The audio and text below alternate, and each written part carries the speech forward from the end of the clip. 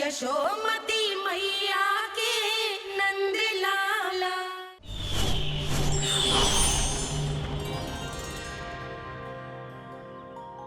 श्री नारायण के वाहन पक्षीराज गरुड़, मैं संपूर्ण सर्प जाति की ओर से आपसे एक निवेदन करने आया हूँ।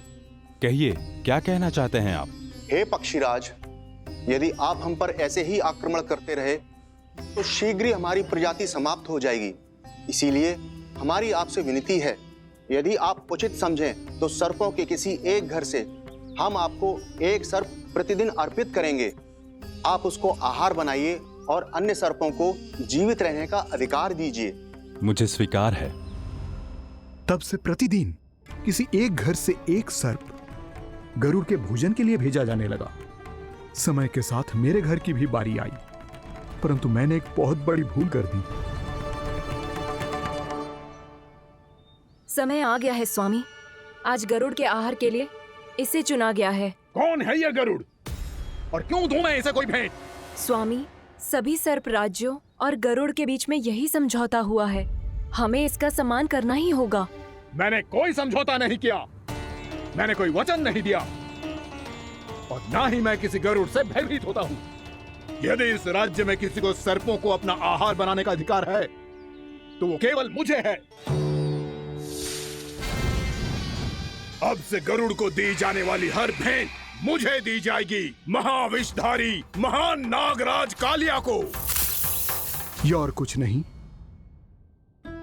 मेरा अभिमान था प्रभु, और यह मेरे इस जन्म की सबसे बड़ी भूल थी। क्योंकि फिर जब गरुड़ को इस बारे में पता चला तो कालिया, अभिमान में आकर तूने अपने काल को ललकारा है। जिस कालिया के नाम में ही काल छिपा है, तू उसे ललकारने का दुस्साहस कर रहा है गरुड़। स्वयं को भगवान विष्णु का वाहन कहता है तो वाहन का ही कर्म कर। स्मरण रख, इस धरती के सर्वश्रेष्ठ योद्धाओं के लिए भी मैं मृत्यु का दूत हूँ। विनाश काले विपरीत बुद्धि। तुझ जैसे मूर्ख सदा इस युक्ति को सार्थक करते आए हैं। अपने विनाश को आमंत्रण किया है तो अब भोग।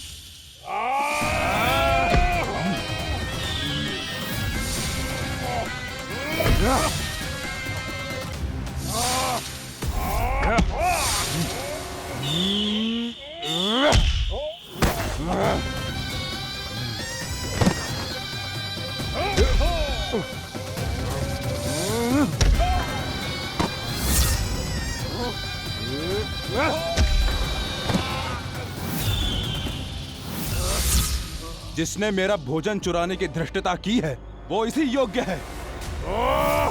तू मुझे जानता नहीं है गरुड़, मैं महाविषधारी नाग कालिया हूँ। तेरा इतना दुस्साहस कि तूने मुझ पर चरण से प्रहार किया। वाह!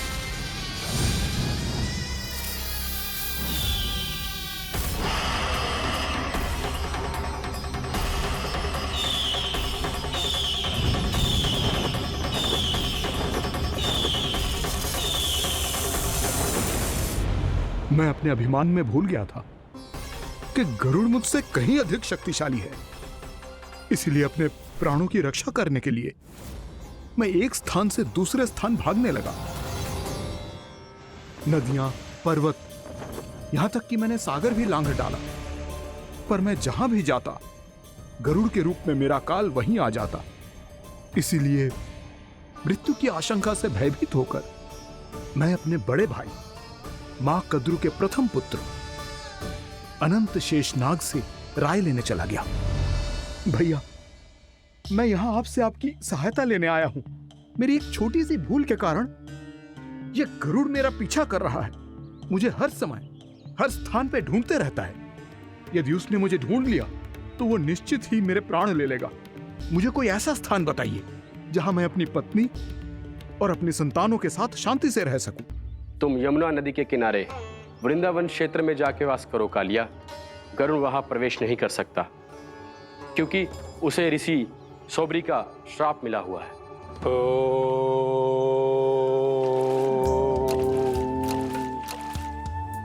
ध्यान और तपस्या का नित्य कर्म करते हुए ऋषि के मन में मछलियों के प्रति प्रेम भाव इतना बढ़ गया कि वो भूल गए सभी जीव खाद्य श्रृंखला का भाग होते हैं। और मछलियां भी इस नियम की अपवाद नहीं है। उन्हें मछलियों की अटखेली इतनी अच्छी लगने लगी कि वो इस क्षेत्र के मछुआरों को भी मछली पकड़ने की अनुमति नहीं देते थे।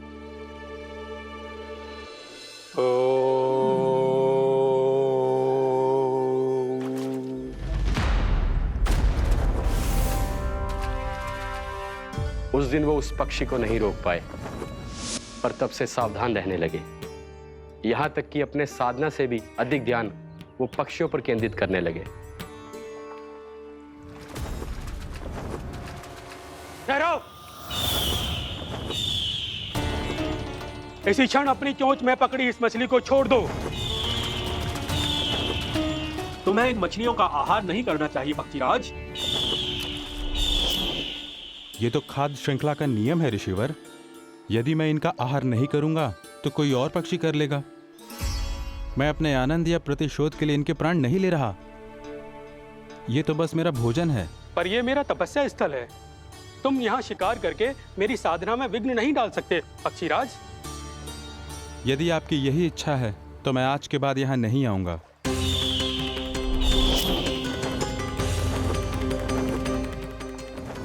पर आज ये मछली मेरे आहार के रूप में पकड़ी जा चुकी है।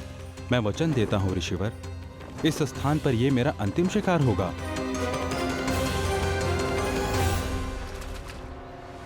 आज के बाद यदि तुमने वृंदावन की निकट उड़ान भी भरी तो तुम सैकड़ों टुकड़ों में फटकर मारे जाओगे पक्षीराज। ये मेरा श्राप है।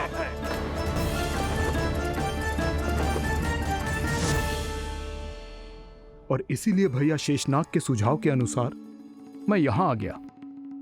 पर अब यदि मैं कहीं और जाऊंगा तो मेरे प्राण नहीं बचेंगे प्रभु। निश्चिंत रहो कालिया, अब से गरुड़ तुम्हें कोई हानि नहीं पहुंचाएगा। अब तुम्हारे फनों पर मेरी पक्षिंग बन गए कालिया, इसीलिए अब से तुम्हें गरुड़ से कोई भय नहीं होगा। निश्चिंत होकर अपने परिवार के साथ गहरे समुद्र में चले जाओ और सुख से शांति से निवास करो। पर ध्यान रहे निर्दोष जीवों को हानि ना पहुंचे। आपने मुझे जीवन दान दे दिया प्रभु, इस उपकार से मैं कृतज्ञ हूँ प्रभु। आदेश दीजिए, मैं आपकी सेवा कैसे करूं?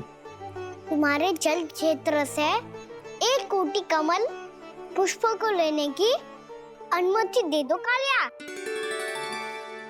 यह मेरी सेवा होगी प्रभु। ये तो मेरा सौभाग्य होगा।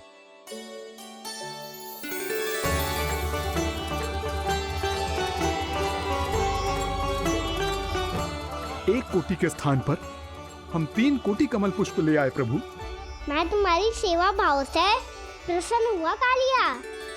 रमणक द्वीप पर चले जाओ ताकि तुम्हारे कारण फिर कभी किसी निर्दोष जीव को हानि ना पहुंचे और न ही तुम्हारा विष मेरे प्रिय यमुना नदी के जल को दूषित कर पाए। मैं तुम्हें आशीर्वाद देता हूँ। आज यहाँ मेरे द्वारा तुम्हें दिए गए इस आदेश का स्मरण जो भी भक्त करेगा और प्रातः काल और संध्या काल में इसका उच्चारण करेगा, उसे फिर कभी किसी संकट से कोई भय नहीं होगा। ये स्थान अब से काला कुंड के नाम से जाना जाएगा।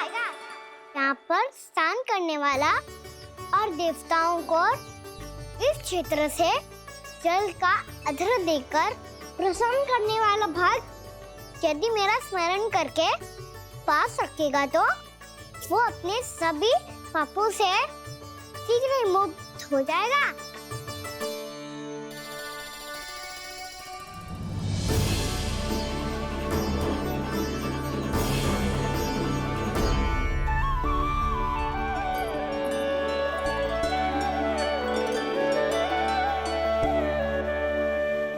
कौन है जी भगवान जिसने अभी अभी कालिया जैसे विशाल विस्तर का सामना किया? क्या एक साधारण बालक जो शीत की अधिकता से ठिठुर रहा है? क्या करूं? मैं लल्ला को ममता के आंचल में छुपा लूं या भक्त बनकर प्रभु की लीला देखती रहूं? क्या करूं मैं? कितना ठंडा था जल, बहुत सर्दी लग रही है। सर्दी से तड़पते हुए कैसे देखूं इसे? अभी जाके अपने पल्लू से सुखाती हूँ। हृदय से लगा के स्नेह की आंच दूंगी तो सर्दी पल भर में छूमंतर हो जाएगी।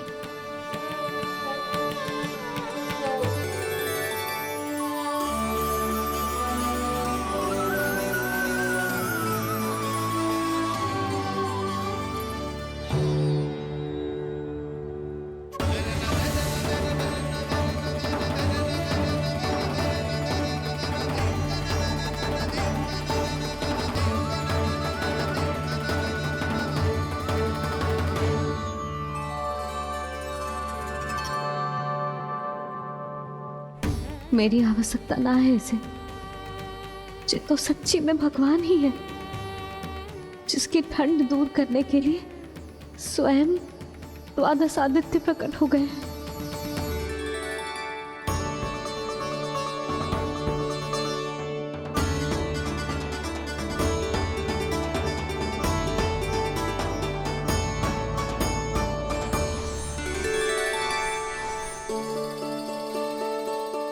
क्या किया आपने? मैया मुझे अपने हृदय से लगाने वाली थी कि आप सब प्रकट हो गए। क्षमा कीजिए प्रभु, पर आपको भीगा हुआ देखकर, ठंड से ठिठुरता हुआ देखकर हमसे रहा नहीं गया। हम अपने वश में नहीं थे प्रभु। भक्ति से भावुक होकर हम प्रकट होने पर विवश हो गए थे। हमारी किरणें जैसे स्वयं ही फूट पड़ी और दौड़ पड़ी आपको सुखाने के लिए। मैं आपका प्रेम, आपकी भक्ति समझता हूं आदित्यगण, और इसीलिए इस समय मैं जहां खड़ा हूं, इस स्थान को द्वादश आदित्य टीला के नाम से जाना जाएगा। द्वादश आदित्य टीला के नाम से जाना जाएगा। द्वादश आदित्य टीला के नाम से जाना जाएगा। हम धन्य हो गए प्रभु।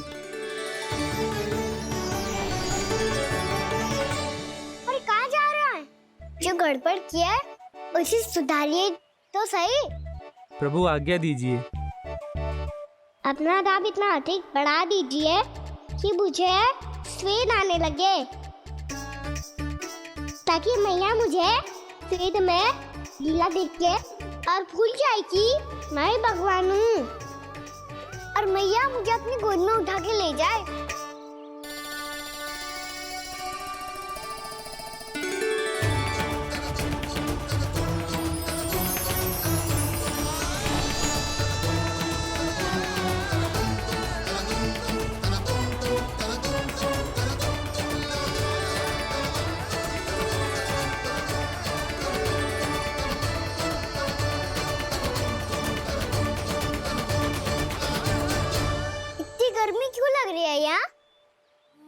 श्वेत की एक बूंद भी आती थी तो मैं अपना आंचल लेकर पहुंच जाती थी इसके पास। जानती ही नहीं थी कि चेतु स्वयं वायुदेव को आदेश दे सकता है कि वो बहने लगे और उसका सारा श्वेत सुखा दे। वायुदेव की आवश्यकता नहीं है मैया, मुझे आप ही चाहिए। लगता है जिस बात का भय था वही सत्य होने लगी है। भैया मेरे भगवान रूप को भूल नहीं पाएगी, और अब मेरे लिए इनको सत्य छुपा कर रख पाना कठिन हो जाएगा। कृष्णा कृष्णा हरे कृष्णा कृष्णा कृष्णा मुरली मनोहर कृष्णा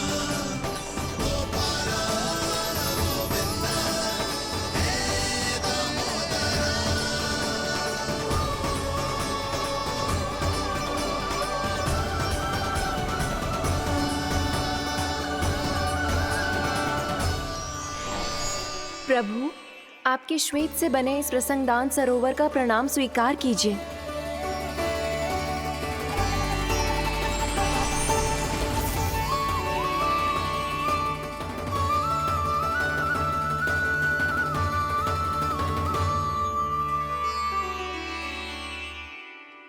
ओहो, इस चमत्कार को देखकर भैया को और भी अधिक विश्वास हो जाएगा कि मैं भगवान ही हूँ। अब कैसे मनाऊं मैया को कि मैं इनका लाई हूँ।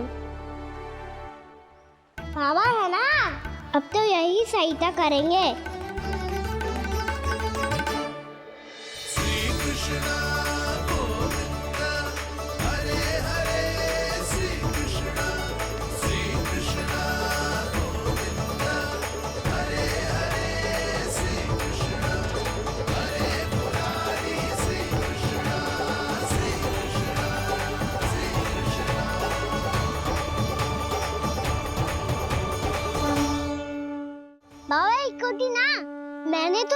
कोटि कमल पुष्पों का प्रबंध कर दिया है और चिंता करने की आवश्यकता ना है।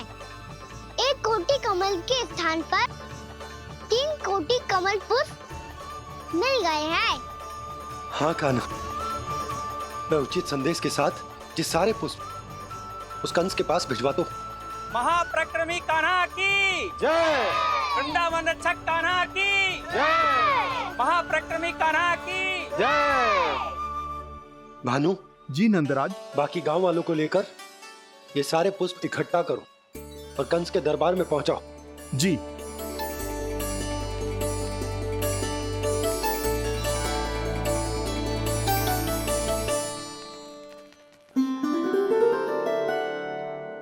मैया, कौन हो तुम? मुझे पता था मैया, जब आपको सत्य पता चलेगा तो आप मुझे मैया की तरह स्नेह ना कर पाओगी, इसलिए आज तक सत्य छुपाते आया हूँ ताकि आपकी ममता, आपका प्रेम अनुभव करने का अवसर मिलता हुआ मुझे। और फिर आज को बताया था ना, जो रहस्य तुमने बरसों तक छिपाया था उसका भेद खुलने में तुम्हारा ही योगदान है। मुझे कालिया के शीश पर अपने पद चिन्ह रखकर उसे मुक्त कराना था दाऊ, वचन दिया था मैंने उसे।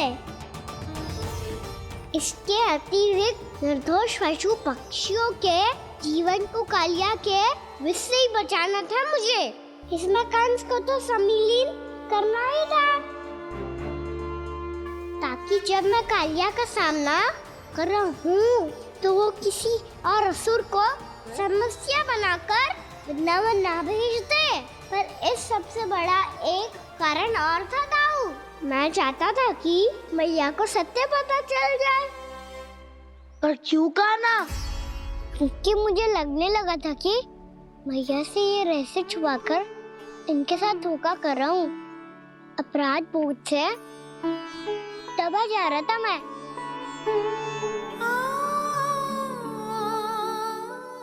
जो सत्य आपको, बाबा को, सभी को पता है, यहाँ तक कि मेरे सखा भी जानते हैं, वो सत्य मैंने मैया से छिपाया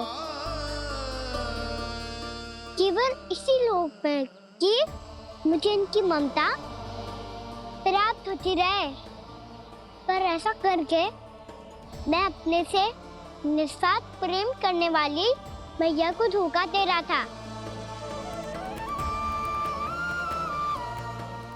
आप ही बताओ दाऊ, जो इस संसार में मुझसे सबसे अधिक भरोसा करता है, उसी के साथ छल कैसे कर सकता हूँ मैं? हाँ, मैं नारायण का अवतार हूँ, पर अपनी मैया का छोटा सा लल्ला भी तो हूँ।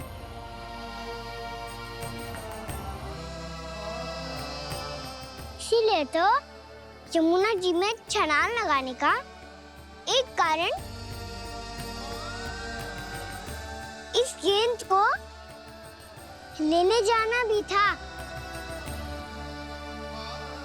ने स्नेह से बनाई थी मैया ने गेंद, इसे अपने से दूर कैसे होने देता मैं? आपको आभास भी ना है मैया कि आप मेरे लिए कितने महत्वपूर्ण हो। ये सत्य है कि सभी देवता, प्रकृति, भक्त, ये सब है मेरा ध्यान रखने के लिए, मेरी सेवा करने के लिए। पर क्या इनमें से कोई भी मेरी मैया का स्थान ले सकता है? और आप भी तो यही चाहती थी कि मैं आपका लल्ला बन के आऊं, कि मैं आपका लल्ला बन के आऊं, कि मैं आपका लल्ला बन के आऊं। आज जैसे आपने मुझे अपनी गोद में लिटा रखा है, क्या कुछ ऐसा नहीं हो सकता कि शीघ्र ही मुझे आपको अपनी गोद में खिलाने का अवसर मिल जाए? मैया, नारायण का अवतार हूँ ना, क्या इतनी बड़ी समस्या है कि आप हृदय से भी ना लगा सकते? मैया,